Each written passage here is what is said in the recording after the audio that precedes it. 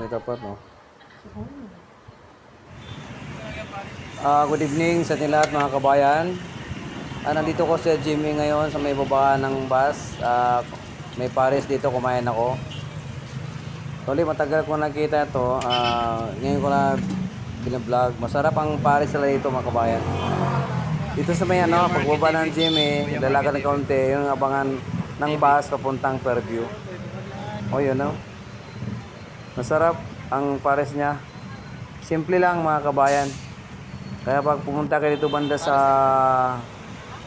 Jimmy, puntahan nyo to, yung masarap siya. Napakasimple lang, yung parang ano lang siya, naka postcard. Pero daming kumakain yung galing sa trabaho, mga tao. Ayan o. Solid sa 60 pesos lang to mga kabayan. Thank you for watching. Ganun lang.